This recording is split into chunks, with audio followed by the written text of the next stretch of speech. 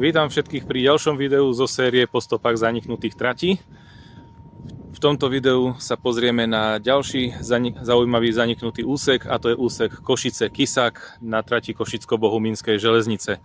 Ako môžete vidieť, toto video po skúsenostiach s videami z Indie a Srí Lanky bude v trošku inom formáte, než v akom som videá z tejto série robil doteraz. No a poďme sa teda pozrieť na to, ako to na tomto úseku v minulosti vyzeralo.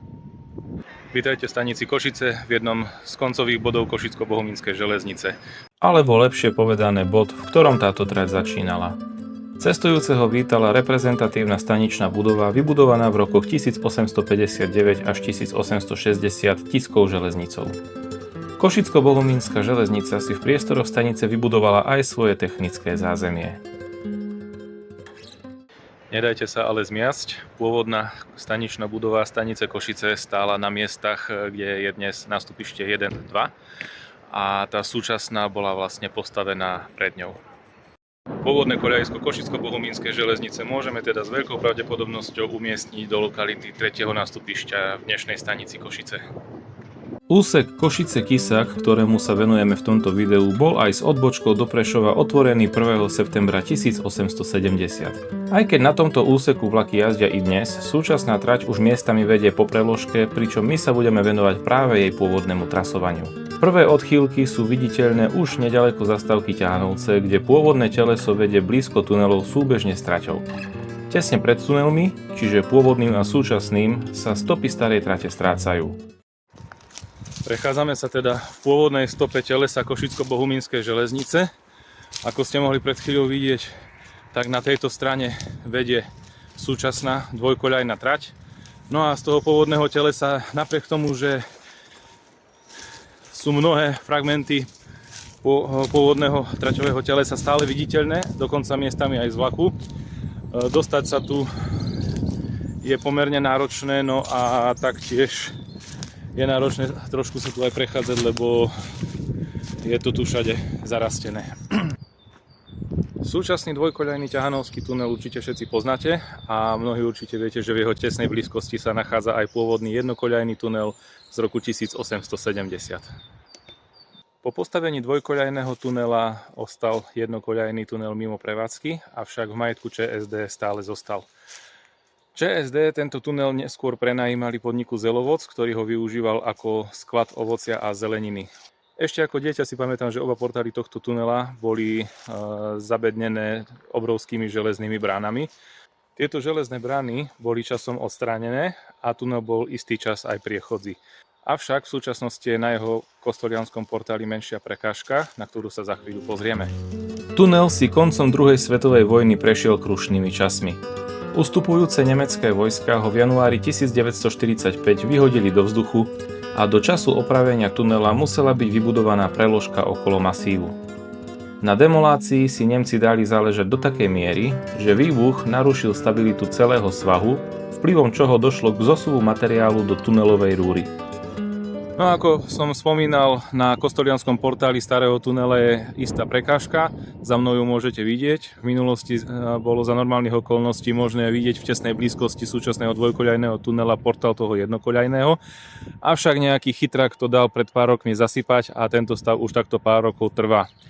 V čase, keď boli odstránené tie železné brány, tak týmto tunelom bolo možné aj prejsť, čo sa mi v minulosti aj podarilo, avšak momentálne je to síce stále možné, keďže časť toho portálu zasypaná nie je a to môžete aj vidieť, avšak nie je to veľmi pohodlné. Za tunelom sa súčasná dvojkoľajná trať s menšou odchýlkou napája na pôvodnú stopu Košicko-Bohumínskej železnice. K ďalšiemu odchýleniu dochádza na Košickom zhlaví stanice Kostoľany nad Hornádom. Pôvodná stanica sa nachádzala pár stoviek metrov od tej súčasnej a ide o miesto, kde sú koľajnice položené do dnešného dňa.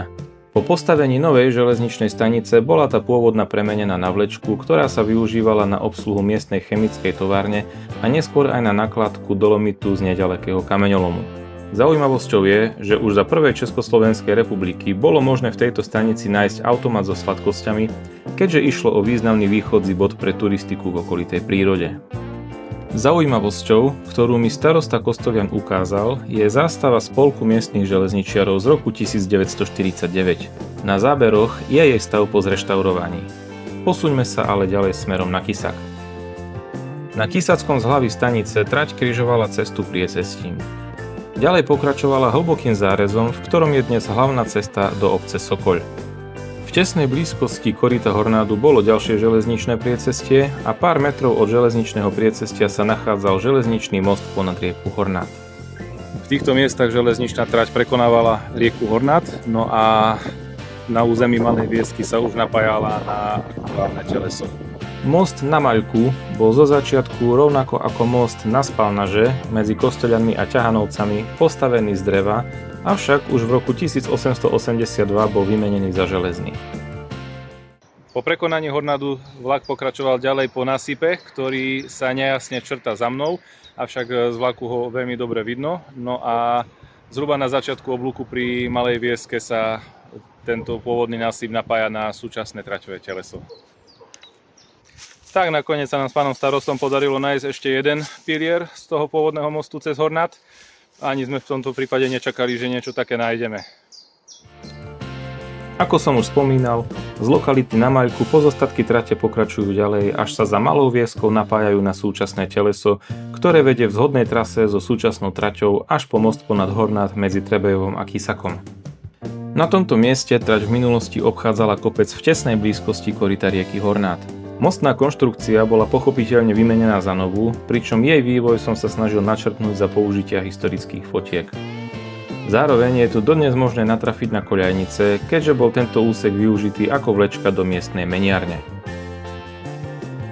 Počas výstavby dvojkoľajnej trate Družby v 50. rokoch 20. storočia došlo k preložke trate do nového zárezu, ktorý bol vysekaný do kopca. Ten pôvodná trať obchádzala. V tomto záreze sa zároveň nachádza košické zhlavie stanice Kisak. Bližšie informácie o stanici Kisak si ale necháme do videa o ďalšom úseku Košicko-Bohumínskej železnice. Naše video pomaly končí a verím, že ste sa z neho dozvedeli niečo nové. Ak sa vám páčilo, nezabudnite ho zdieľať všade, kde sa dá a v komentároch mi dajte vedieť, či sa vám nový formát tejto rubriky páči. Na záver nezabudnite, meškanie je bonusová jazda zadarmo. Nazdar!